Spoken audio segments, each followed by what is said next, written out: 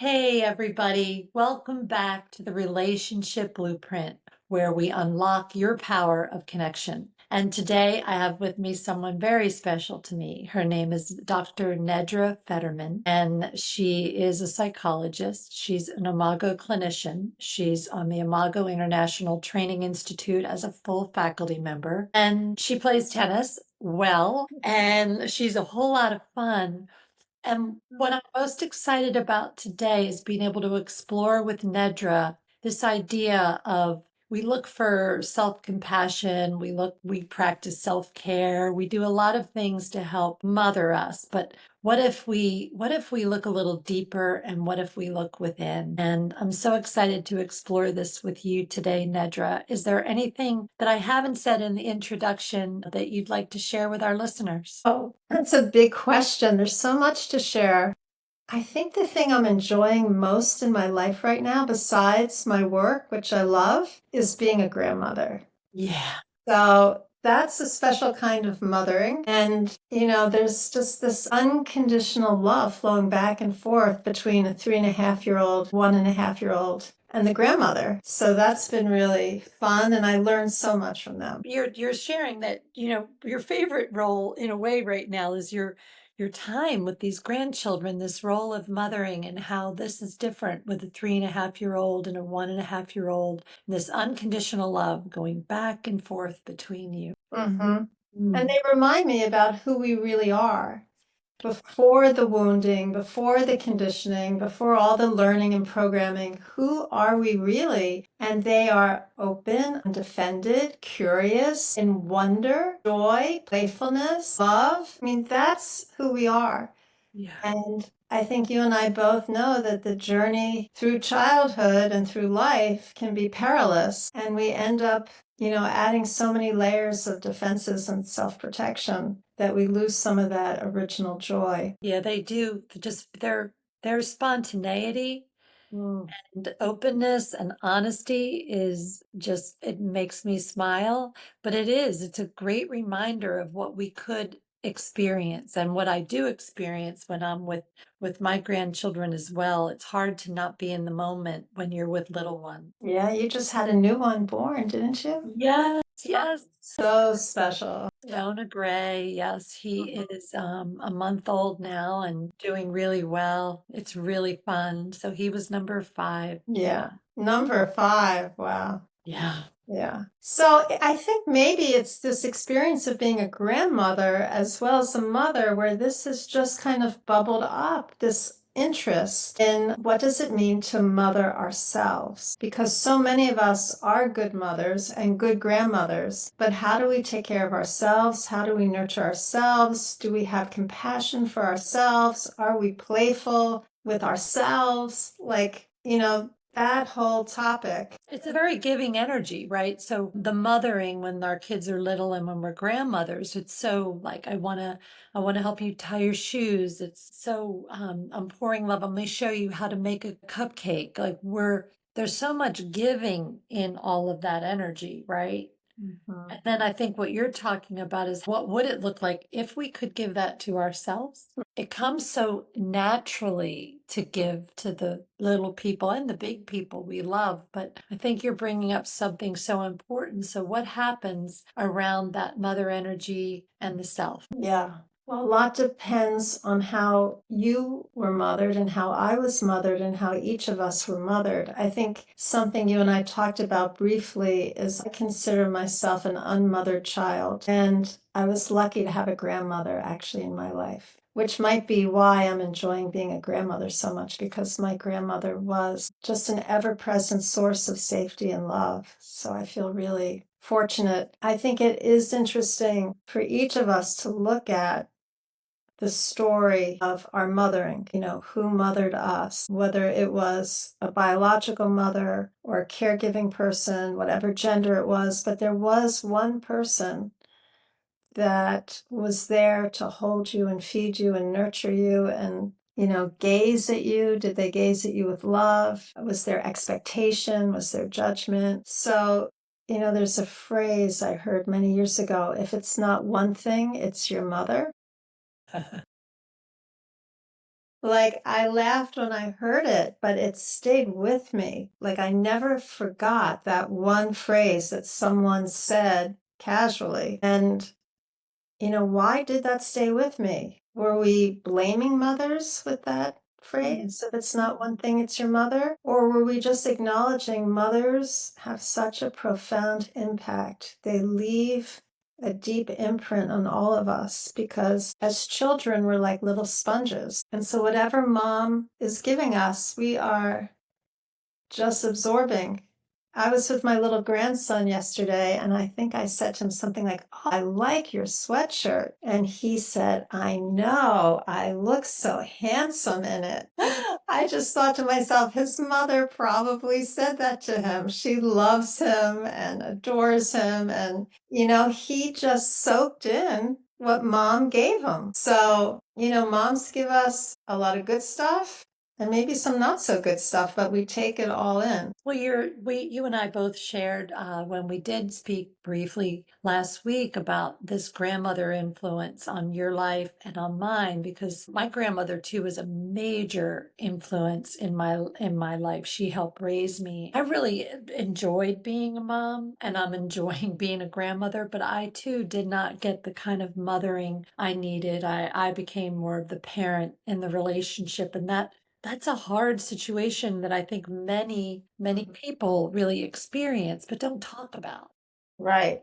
I think there's a lot of loyalty to parents, that they don't want to talk about mom, dad, because they feel like they did the best they could, which I agree with. However, if we don't really look at what that role, as we're speaking about today, has had the impact it's had on our life, at least if we don't unpack it, then we really can't understand ourselves or what we need. So I really appreciate this topic for us to really get a little deeper into not just my mother was critical of me, but it's so much more, right? It's so much more. Yeah. Yeah. But criticism is a big one because imagine living life with mom's voice in your head, only it becomes your voice, and you're always criticizing and judging yourself and feeling like not enough, like somehow not good enough. That's hard to live with that voice. Yes. And that it's in there. We have these voices and messages all the time that come from fathers, mothers, all kinds of people. But today we're focusing on that mother energy. Yeah. Yeah. I think, oh, we need that mother energy. I mean, when you were growing up, did you have a favorite fairy tale? I don't know if I had a favorite, but I loved the fairy tales. I loved, as I'm thinking about it with our grandchildren, we love to tell the Three Little Pigs and Red Riding Hood, and Kevin acts it all out, and I'm the narrator, and it's pretty amusing because he's so big, and he wears the blanket over his head, like when he's the grandmother in the Big Bad Wolf, and they love seeing Pop Pop in his feminine energy, really. Really? Yeah. No, the reason why I ask is as I started thinking about this topic, I realized most of the fairy tales, at least the ones that I read when I was little and loved, had no mother. Like Cinderella had a stepmother, Snow White had a stepmother, an evil stepmother. Little Red Riding Hood, hey, that mother sent her daughter off into the woods by herself. Like, what mother would do that? With a So little true. red cape, and a red cape is so provocative. Yes. And, what other ones? I don't think Beauty and the Beast, Beauty didn't have a mother. It was all about her father. Snow White. Snow White, right. Bambi even became motherless. Right. So, what was the purpose of that? Is there some preparation as these stories are being told to children, like you're going to be disappointed. Mom's not going to be there in the way that you had hoped. And yet you're going to be okay. You'll find other resources, other friends. Like take Goldilocks and the Three Bears. Where was Goldilocks' mother when she was visiting the Three Bears and she's looking for porridge to be fed, a bed to sleep in? So it's kind of like she's looking for things that a mother would normally provide. And yet, in each of these stories, there's a happy ending. So maybe the message to the child is you're going to be okay even without a mom. Yeah. To find ways to take care of yourself and survive. There'll be porridge somewhere else, there'll be a bed somewhere else. You'll find dwarfs. Dwarves will take care of you. You won't have a mother or father, but there you go. Yeah, right. And my favorite was The Wizard of Oz because Dorothy did not have a mother. She was being raised by Auntie Em and Uncle Henry. And yet, she goes on this journey, and I think it's a healing journey for her. She goes over the rainbow she was feeling really lonely and threatened by Elvira Gulch, who's going to take away Toto, her dog, which was really her attachment figure. And, she found friends, the Scarecrow, the Tin Man, the Lion. But there she met Glinda, the Good Witch, which I think is that feminine energy that can be so healing. And Glinda gave her the ruby slippers. And Glinda is the one who said at the end, "You had the power in you all along. All you have to do is click those ruby slippers." And I think that's what a good mother does. Like a good mother empowers you, protects you, says you can do it. You had power inside of you. So, and then Dorothy wakes up and we see it was all a dream. So to me, it's talking about there's a lot of healing that goes on in the internal world. I think that's so important too, because when I was just thinking about a client who has a really difficult time letting go of her adult children, because the mothering that she's giving is about her needs and not as much about what the adult children need, and how that shows up too. How as mothers we begin with all this loving and giving, and we're talking about being grandmothers to these young children, but the preparation is to send them out into the world so that they can take care of themselves, but with our loving support along the way. And when you were talking about Dorothy, I could just see her on that journey and all the obstacles that she encountered along the way, Yeah. how scary they were. Yeah. And then as you shared all the characters that came along to help her and help her find that confidence that was inside of her all along that she found in the end, we don't know that while we're going through it, do we? No, no, no. It does take courage to leave home, and it takes courage to let go.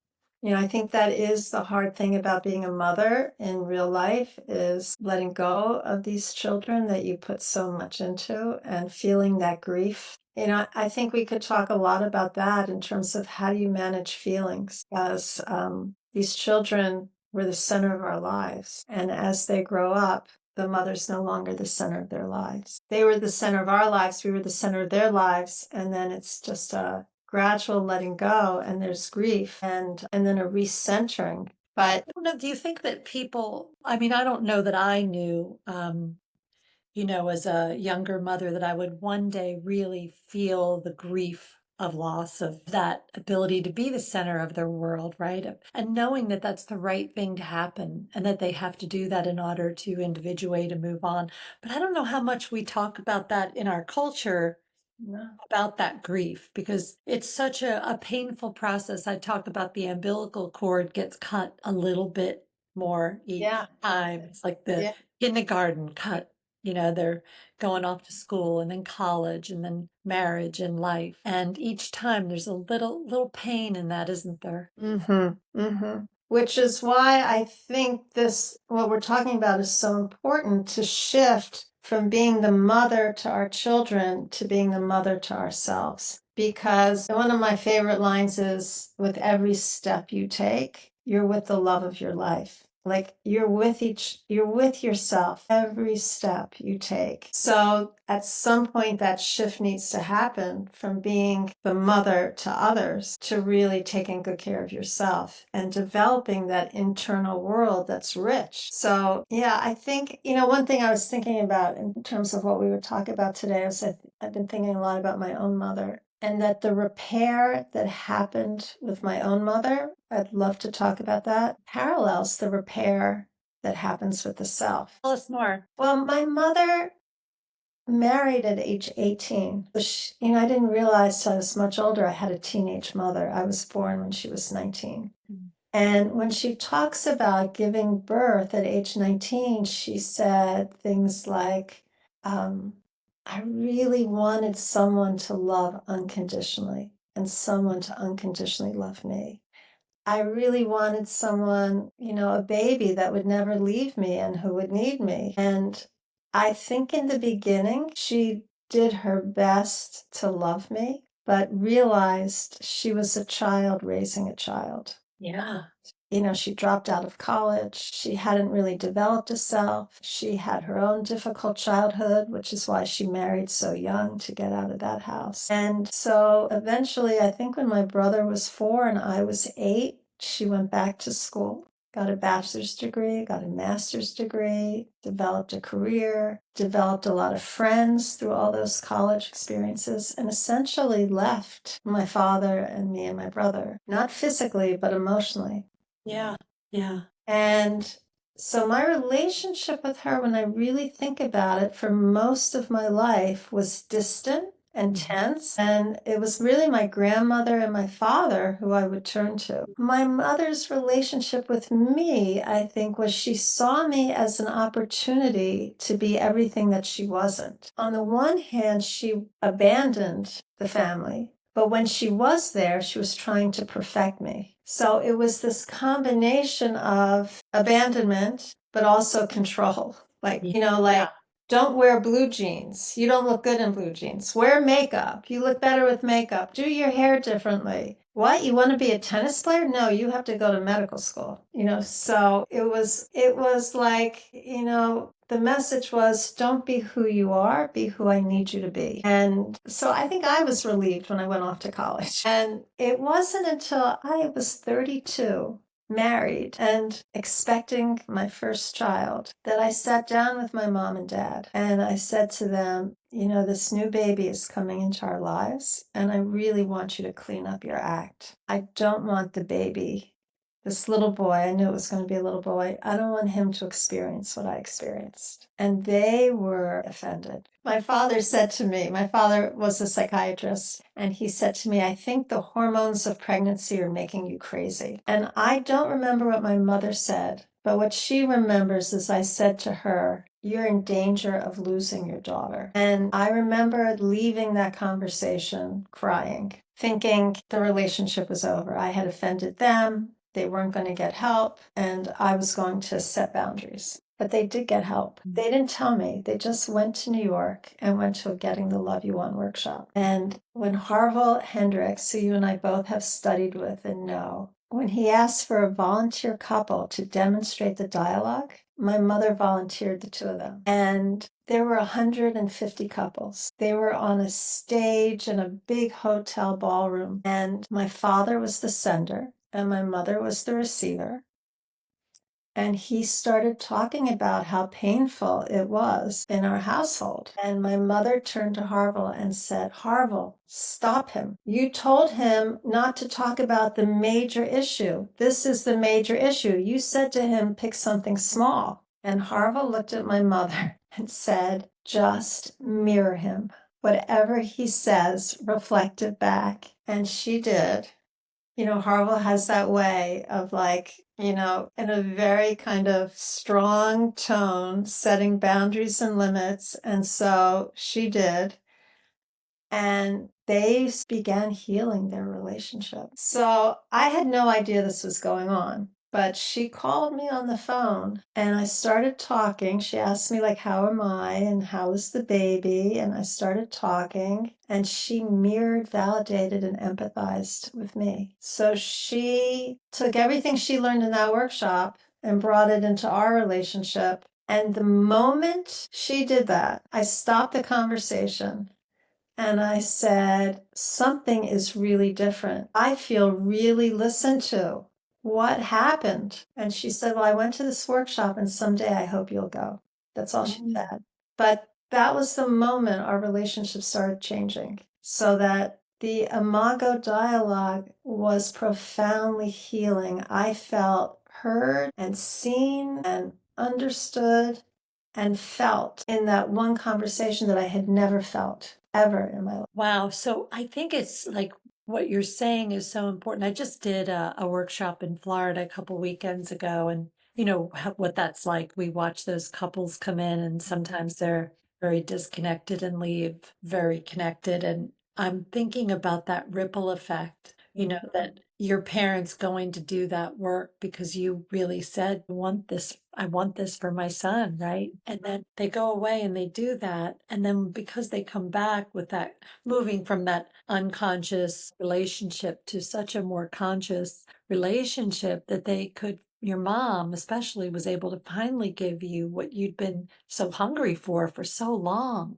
Right, right. from her. Yeah. Wow. And I think what I learned is repair of relationship is possible with the right tools and the willingness and the desire to use those tools. And so I did eventually go to a workshop, and I think it was, they became trained in Imago, they became faculty members themselves, and my mother worked very closely with Harville for many years. But what I eventually learned is that not only could I mirror, validate, and empathize with other people, like my husband, my son, my clients, my mother, but I could give that to myself. And that's, the insight that I had recently is that when we teach people to mirror, validate, and empathize, we're teaching them how to be good mothers, because that's what a good mother does. A good mother mirrors her child, listens, opens up her heart, validates her child, and says, "You make so much sense. I can see why you see it that way. I imagine what you're feeling." I mean, that's what a good mother does. So as I began to mirror, validate, and empathize with parts of myself, I began to repair that mother wound that I carried inside. Mm. That was a big insight that I had. What I wanted to kind of highlight then, when we talk about the mother wound for our listeners, I think what you might be referring to is that part of you that wanted so much that your mom to mirror, validate, understand you, like that you were you, not who she wanted you to be growing up. But that although you had that healing with your mom later in life, that still within you, you still had that mother wounding. Right. Could you tell us more about how you did that, the process of that? Yeah. So what is the mother wound? It's exactly what you said. And I would add that we've internalized the shadow aspects of mom. So if what a good mom is, that they listen and they nurture and they, are there when we scrape our knee or our feelings are hurt and we go to mom for comfort. The shadow side of that is the mother that criticizes and judges and has expectations, and we can never, quite live up to those expectations. So we're a disappointment or we're too much, we're a burden. That's the shadow side of the good mom.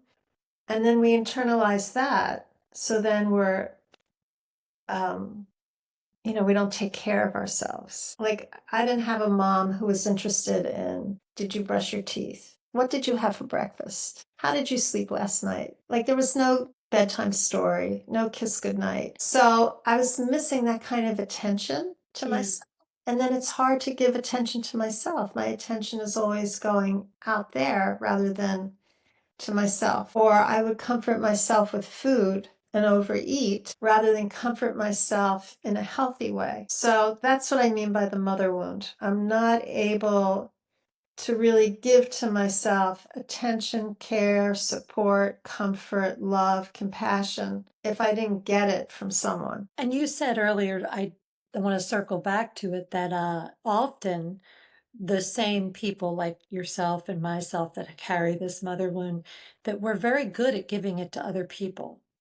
When someone else makes a mistake, so much compassion. Oh, don't worry about it. It's not that big of a deal. The softer sort of acceptance, right? But when you're carrying this with you and you're having experienced this mother wound very unconsciously, we're doing things like overeating, overspending, trying to find something to fill that place, that feels pretty empty and sad, but I don't want to look at it. So I'm going to really distract myself, with all these other maybe even achievements, whatever it does. Some of these things look really good that we do to hide from our pain. We get reinforcement in the world for doing some of these things because in our culture, we reward the achievements versus the internal motivators, the things you can't see in me that need to be healed. But if I cover it up enough with achievements and this and that, you'll Right. never see it. You'll never Right. see it, but I'll be carrying it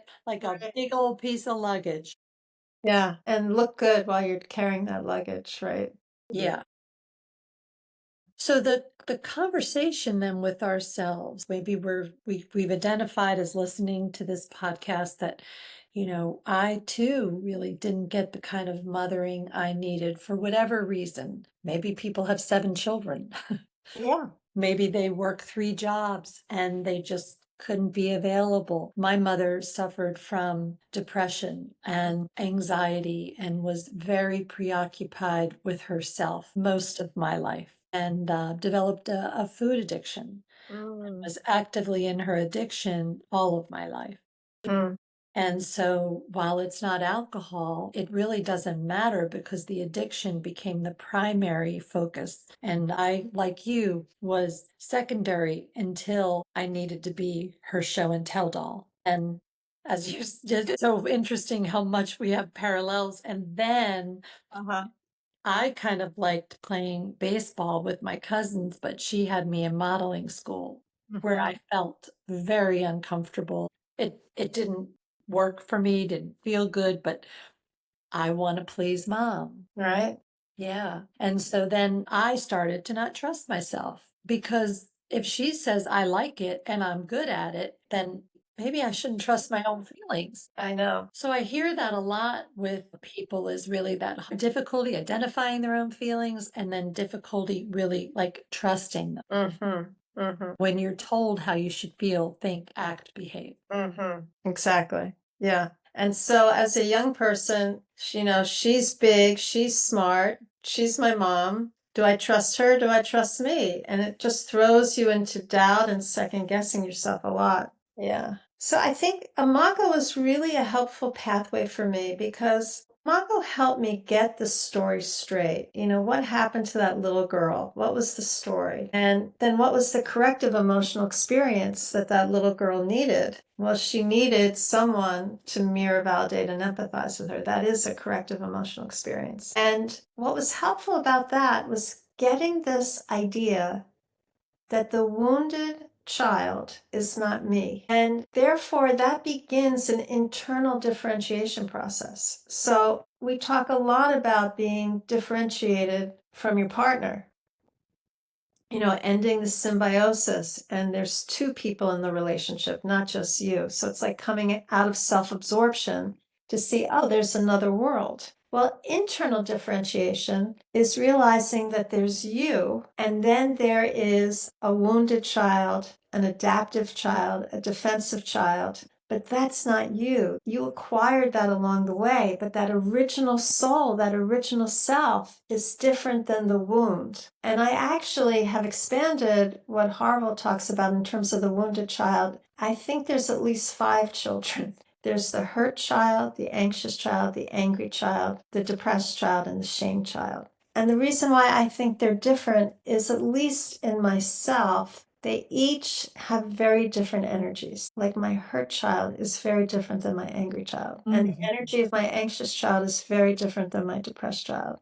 which is very different than the shame child. So energetically, they each have their own emotional signature. And when I'm triggered, what usually happens for me is that the hurt child and the angry child team up and can hijack me. And so what I've learned to do is I've strengthened my internal mother is when I'm triggered to acknowledge the hurt child and the angry child are both there. They both have something to say. But I'm going to keep their seatbelts on. I'm not going to let them hijack the bus or the plane or the car or whatever vehicle you think you're driving. Keep them in the back seat with their seatbelts on. Talk to them. Find out why they're upset. Ask them what they need. But be really clear with them. I'm not giving them the steering wheel. They're not driving. Because when my hurt child and my angry child drive, there are dead bodies all over the place. There are collisions and dents, and I have seen the damage that they can cause. Uh-huh. Like when the wise woman, and the good mom The good mom is able to calm them down and soothe them and talk to them and problem solve with them. And then the wise part of me is driving the car, can speak on their behalf, but I'm not really giving them the microphone. I love that. So my life has gone much better. And when those children act up, we have so much cleanup to do, don't we? Exactly. There's so much cleanup. And I love the metaphor of, you've got their seatbelts on, that they're there, the sad and the angry child, and you're not trying to squash them down, not going to go eat a pizza to make it sort of numb out, right? But then really being able to talk to them like, what is it that you need? Why are you hurt? What story did it put you in about your relationship with that person? And then you're the wise person, the good enough mom driving the car, and you're able to speak for them, but you're not letting them drive. And that really saves the collisions and the mess that all of us have experienced, creating a mess because of our reactivity. But I think that I've never heard this before, Nedra, about the 5 different children within us. And I feel like that's really a key issue here, because you're right. The energy of my sad child is very different from my angry child. Right. And from your anxious child, like when I get anxious, it's a whole different kettle of fish than angry or hurt. But it seems like my hurt and anger really have quite a team going together. Like if I get hurt, the anger comes right along with it,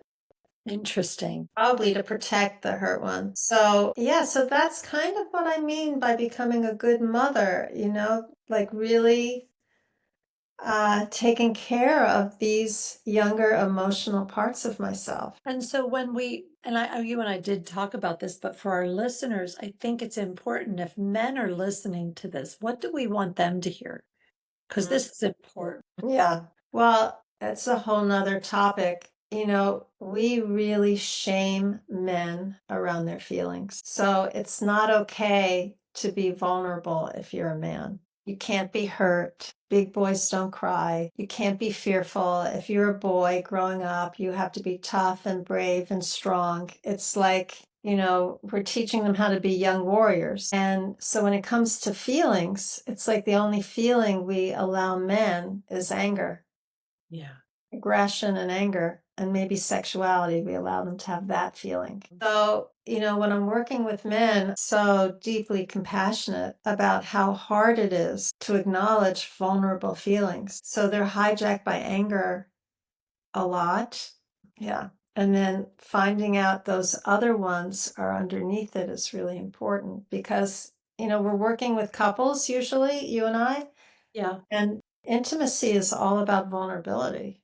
Yeah. And so helping a man understand there's more than just an angry boy or an angry teenager in there. There's also a hurt child, an anxious child. So it sounds like really it's the same process. It's just a real sensitivity for men to realize, you were not, if you're a man listening to this, or even a woman who was really not allowed to have your feelings, it's important to just realize that in the culture, not just from our mothers, but from our culture, we, in our society, we get these messages about who we are, how we show up in the world, and that we really know from the research that men are very taught from an early age not to really feel their big feelings. It's okay for the girls, but it's really not okay for the boys. And so for them to get in touch with those feelings other than anger, right, or other than sexuality, may take just a little more time to stop numbing, right? Yeah, or distracting, right? Numbing, distracting. We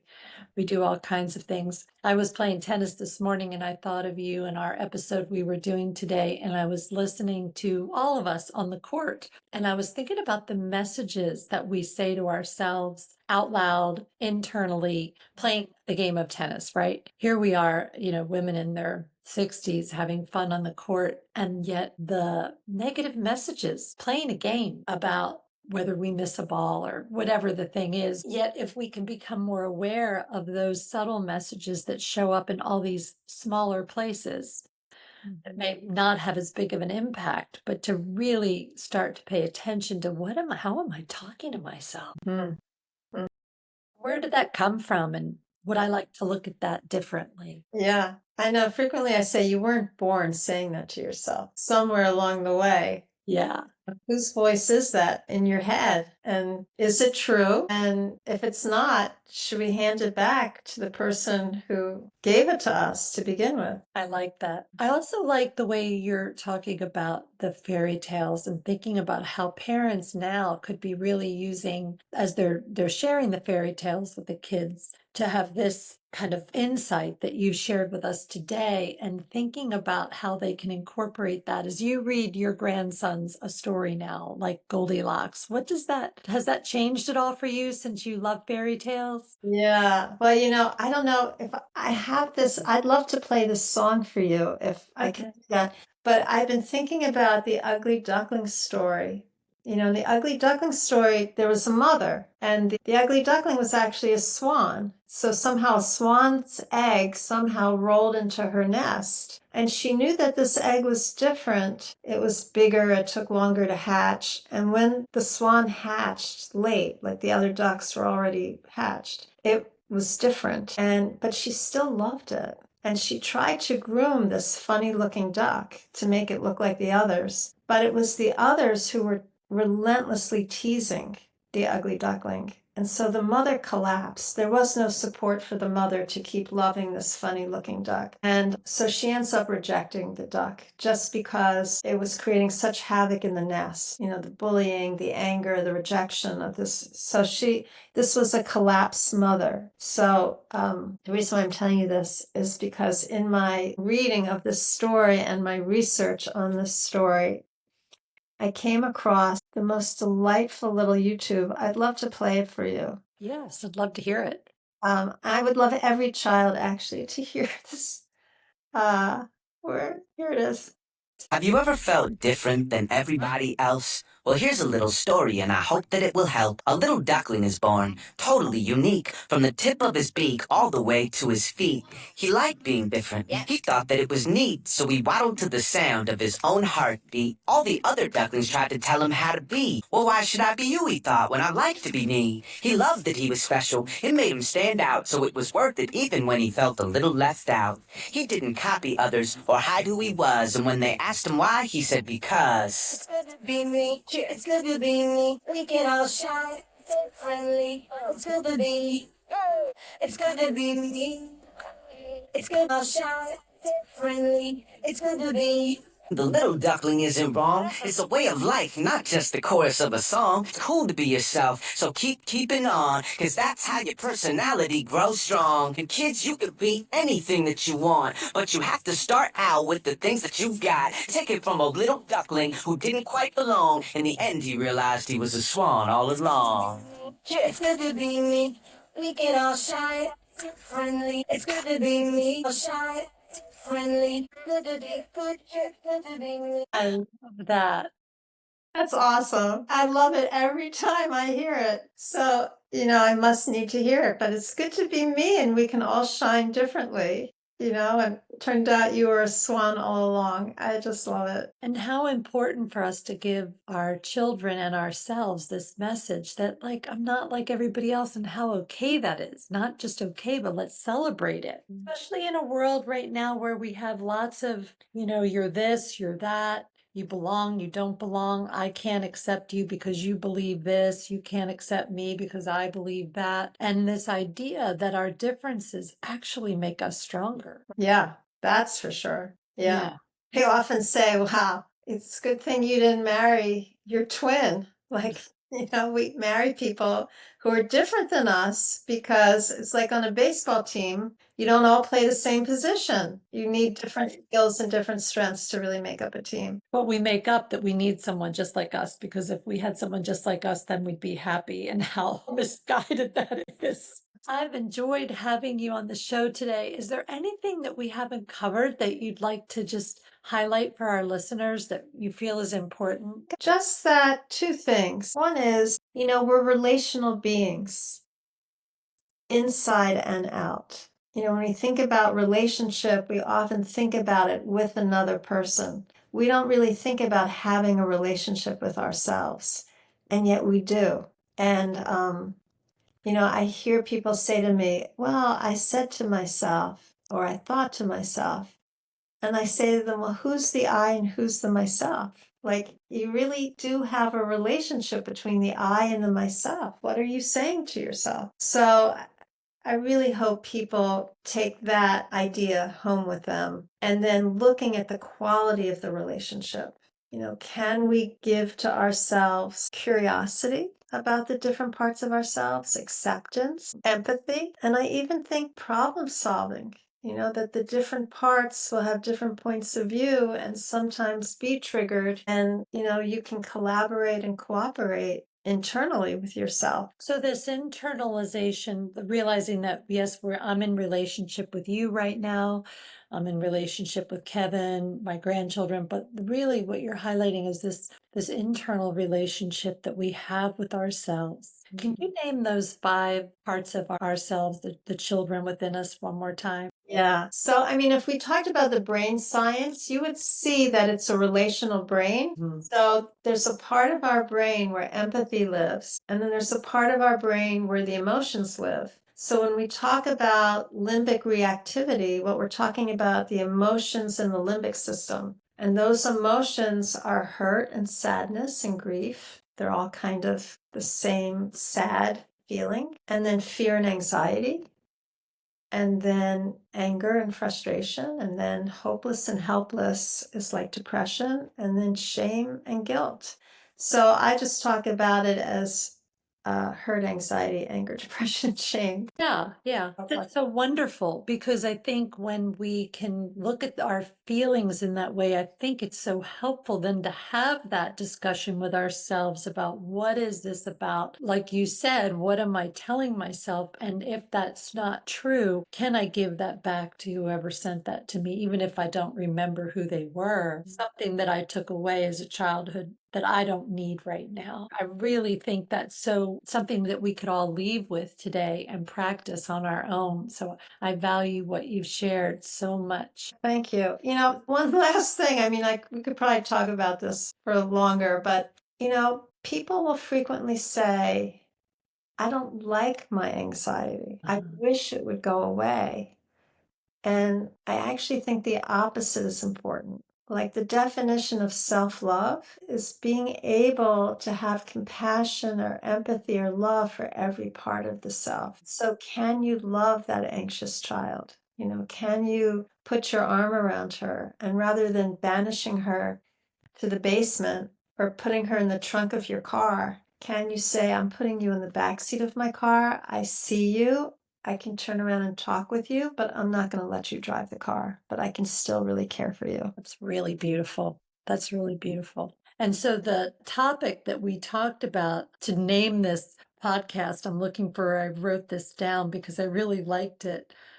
Looking for mom in all the wrong places. Yes, looking for mom in all the wrong places because as long as we stay external about mom, there's really not a whole lot many of us can do about our relationships with our moms. Maybe they've passed, maybe they're not really willing to do the work the way your mom was willing to do that. All kinds of reasons, right? But we do get to look at this mother relationship with ourselves. And I think it's beautiful, just beautiful. Thank you. Yeah. Yeah. Well, it's been a joy for me to be with you. I didn't get to say that. I was really looking forward to it. And I wish we could play tennis together.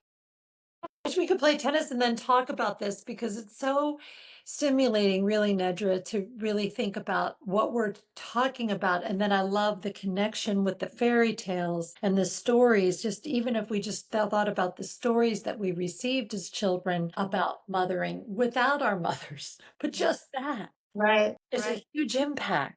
Yeah. And that stepmothers were evil, so many messages that are just in our literature that we can all begin to just sort of, what was the message I took from that story? Yeah, and I think that means there's something universal about this topic, since so many of the fairy tales are either about a neglectful mother, a mother that's not there at all, or a collapsed mother, like the Ugly Duckling's mother. And I don't know if you read this book as a kid, but there is like a little, like almost kindergarten book called Are You My Mother? Do you know? Yes. Man, as a kid, I read all the time. I think that began looking for my mother. Are you my mother? Are you my mother? Oh, Yeah. story that you're sharing with us. Yeah. But I am fortunate. My mother was willing to do the work. We repaired that relationship, but the real work was repairing the internal mother that I internalized when I was a young girl and a teenager. Well, I hope that you'll come back because you have so much wisdom, and well, because I enjoy you immensely. So selfishly, I enjoy Nedra immensely. I wanted to ask you, do you have any workshops or things coming up that you can tell our listeners about that they could possibly get to really know Nedra in a different way, in a deeper way? I am doing a workshop May 10th for therapists, and it's called The Perfect Duck or the Ugly Duck, Stepping Beyond Familiar Love and Becoming Whole. And so I'm going to be talking to therapists about how to help their clients repair that inner mother. Okay, so for therapists, what we talked about here today, this is a great teaser for that May 10th course that you're offering. And so I will be sure to put that on our shared listserv so that therapists, and you don't have to be an Imago therapist really to sign up for it, right? They could just, anyone who is working with clients and would like to know more about this work that Nedra has developed so brilliantly should really look into that. And where would they find that? It's the Higher Thought Institute is sponsoring this. Okay. Higher Thought Institute. And do they have a website? Sure. Yes, they do. Okay. So look for Higher Thought Yeah. Institute, and I It's- will put that in our notes. Okay. And it's 3 hours on a Saturday morning. And right before Mother's Day. That's what inspired it. They asked me to do this on May 10th, and I thought, wow, that's right before Mother's Day. So what if Mother's Day this year, many of us can think about what do we want to give ourselves so that we can really further deepen our relationship with ourselves and heal that mother wound within us. I'm so excited. I hope that I get to take it because I really love studying with you, Nedra. And we are going to end our show today with thanking Nedra for her brilliant work. And the relationship blueprint is going to take 2 weeks off. I am taking a vacation. And so look for us in 2 weeks. And we're going to sign off now. The relationship blueprint where you unlock your power of connection. I can't think of a better way to begin is thinking about our own relationship with ourselves and how we can become better mothers to ourselves, the kind of mothering that we each need individually. And this is a practice, and we can be gentle with ourselves as we practice these new skills. Thank you, everybody, for being with us today. Thank you, Nedra, and we'll see you next time on the Relationship Blueprint. Bye, everybody.